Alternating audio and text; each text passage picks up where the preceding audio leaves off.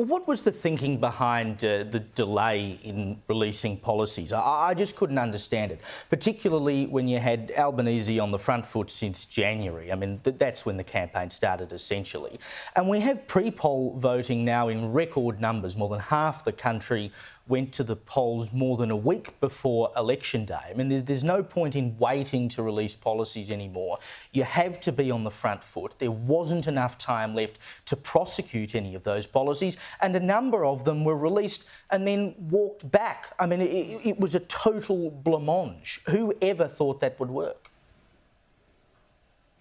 Yeah, look, and again, that is what we need to understand, why it panned out in that particular way, why we didn't come out of the blocks earlier and when the gun was fired and put before the Australian people that we were the alternative government with the policies that we knew would support the benefit of this country. And I think, I think we've all acknowledged that we didn't get on top of counteracting the fact that the Prime Minister largely defeated through a hell of a lot of mud, slung a lot of mud, and we didn't call it out enough, I don't believe.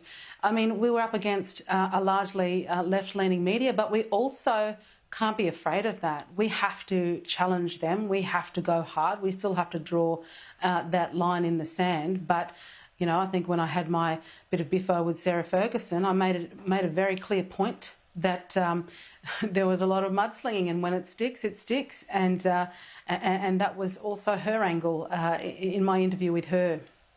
In terms of that mud being flung and it sticking, one of the things that surprised me was the lack of you within this campaign. And I would have thought after the campaign against The Voice, which you were integral in making work. I mean, this is an issue that turned from 60-40 for to 60-40 against. You campaigned hard. You were a large part of that.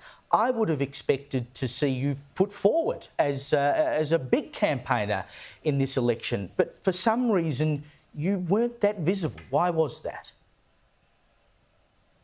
Yeah, look, there are those of us, I think, who would have liked to have taken, a bit more of a prominent position with the campaign. Obviously, the focus is always on the leadership in terms of, who are we arguing to be the best Prime Minister in the country, who will be the best leader of this country.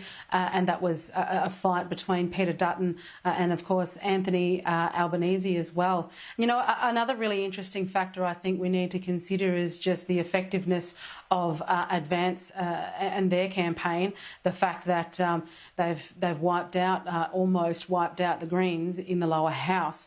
And we have to understand that sort of effectiveness because, a lot of that was used throughout the referendum campaign as well. There's a lot that we have to consider going forward. And obviously, convening with our colleagues to have those conversations and really learn from where our mistakes were. You say some of us would have liked to have done more. Were you instructed not to talk too much? Look, I think, largely what we were trying to do also was get out and about and be amongst Australians and engage with Australians on the ground and to get our message across to them more personally, I guess was certainly part of what our strategy was as well going forward. Can I ask, I feel like, and I can't see any way that this is actually a major endorsement of Anthony Albanese, because if you look at his record, I don't think anyone was rushing out to the ballot box to say, yippee, he's the best Prime Minister we've ever had. But was it essentially a message from Australia that Peter Dutton is unelectable? Was Peter Dutton an unelectable opposition leader? Well, again, I think it goes back to the fact that they smeared Peter. I mean, Peter's been smeared for years, even though largely with the responsibilities he's had previously, he's done his best to look after and protect Australians ultimately. But, You know, I mean, they came at him from every single angle, from, you know, his appearance to, you know, a lot to do with his appearance, but also the fact that they try to make him out to be some sort of aggressive, horrible individual, when we all know, those of us that know him, that he is not that individual. But the Prime Minister targeted him. Labor targeted Peter Dutton. They absolutely were deceitful throughout all of their campaign. I mean, the Prime Minister stood there during the last debate and said, yes, he had broken his word. And apparently you can break your word to the Australian people, you can go back on things, you can not deliver a single promise, and you can lie to the Australian people, but as long as you sling mud at the opposition leader, you can effectively come out and be successful and win an election. Just finally, Senator, who would you like to see as the next leader of the Liberal Party?